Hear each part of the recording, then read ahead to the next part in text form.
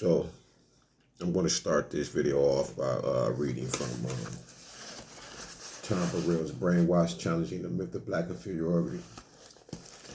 And, you know, it's sad that our people are destroying themselves inside and out. You know, we have had our identity, our knowledge of self extracted from us, removed to the point where we will harm ourselves inside and out, from our head to our feet. You know, Malcolm X calls it a form of mental colonialism. It's sad, you know, that we would, that we not only walk, look, mentally, emotionally, as if we are African people. This is the dangers of white supremacy, which is globally running the world right now, to being classified as white, as Dr. Claude Anderson would say in his book, Powernomics. You know, we're on our way to be fourth-class citizens. With that being said, I'm going to start off with this, on this page of being brainwashed. Tom Burrell starts off by saying, God don't like ugly. And he uses, not a verse, but he used an excerpt from Biggie's verse off of One More Chance. He says, heartthrob never, black and ugly as ever. However, I stay Coochie down to the socks. Okay, now I'm going to start reading read these paragraphs. As his lyrics seem to indicate, Biggie Smalls, aka Notorious B.I.G., was probably influenced by folks who look like us. Like so many others, he probably heard blacks call one another ugly, specifically because they were so black. After all, young, dark-skinned boys like Biggie had to notice older blacks fawning over lighter-skinned kids they considered pretty. These kids watched their own people compliment their fair-skinned kids. Nice complexion, light-skinned, or enviously stroke their good grade of hair, naturally straight. Positive white and negative black imagery affected all our young lives. As a child, I remember coming home after watching movies featuring stars like Cary Grant, Clark Gable, Roy Rogers, and Johnny Tarzan Weissmuller. I'd get in front of a mirror and attempt various forms of tucking in my lips, hoping to simulate the look of my heroes.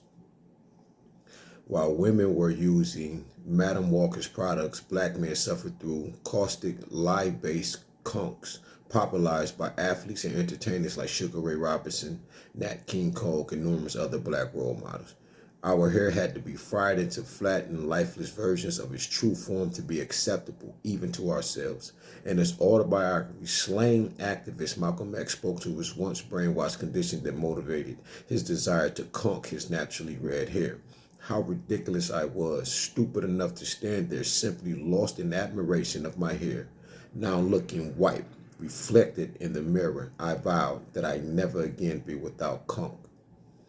And I never was for many years. So the reason I read that to you is because you need to understand who you are. You have to have knowledge yourself. You have to, you know, kind of sankofa it to know where you've been, where you're from, so you'll know where you're going. Knowing is half the battle, okay? And if you know better, you're going to show better. And our people just don't know better, so they don't show better. Because if they knew better, they would do better. You know, you have your 10%ers who have the knowledge itself, but they don't use their gifts or their talents to help or benefit us, while everybody else feeds off of Africa. Africa looks like a T-bone steak, and everybody's sitting around at the table with their bibs on, you know, the handkerchiefs, their forks, their knives, and they're all eating off of Africa, except for the people who actually come out of Africa. We are an omnipresent people, and we have been everywhere on this planet. There is not a place we haven't been. Okay, with that being said, you are the original, the aboriginal, the indigenous, the melanated, right? The first, the second, the third, the fourth, so on and so forth. You have been and you are everything. You are all in all. It is you who are God. Okay? You are Allah. Okay? You are the son of the sun. You are the Pharaoh. You are the king. Okay? You are the queen. You are God. You are goddess. You are Netcha. Okay? You are Aset. You are Asar. You are Heru. You are Seth. I am you. You are me. We are one. There is no separation among us. When atoms split, okay, the atom doesn't look at another atom. It sees another atom. It sees itself. It is time for us to come together, gain knowledge of self. It will restore you. It will literally send for you. It will return you to that which it was in the beginning.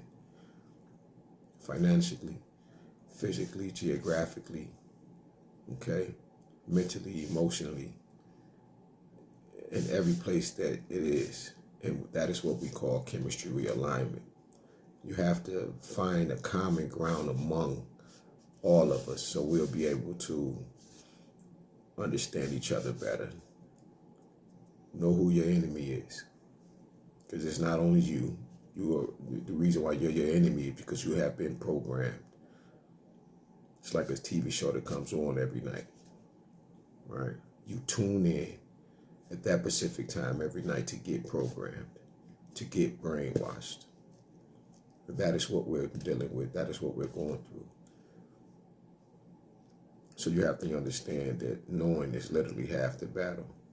There's a scripture in the Bible where it says that heaven suffers violence and the violent take it by force. If you truly understand that your mind is having, that it has been taken and it's being taken by force in every aspect of the word. Okay, dealing with this power structure, dealing with global white supremacy, as Dr. Francis Cresswell Singh, rest her soul, would say. Okay, you have to understand who you are. You have to know that you are powerful. You have to know that your melanin is beautiful. It is literally the major component that holds everything and keeps you in connection with everything. Right? Understand who you are. Get KOS. Get knowledge yourself. So the next video we'll be looking for is coming soon. And we're going to talk about how important it is to have melanin, and without it, you probably wouldn't be. Everything has melanin. What it is, whether it's, you know, a low level to a degree of missing or alleviated melanin, where your melanocytes, you know, you don't have as many. But in my next video, I'm going to go over all of that so you'll understand who you are and how beautiful you are as a people. Everybody want to be you, yet you're suffering from identity crisis. You don't want to be black. You don't want to be brown. You know, you don't want to be who you are.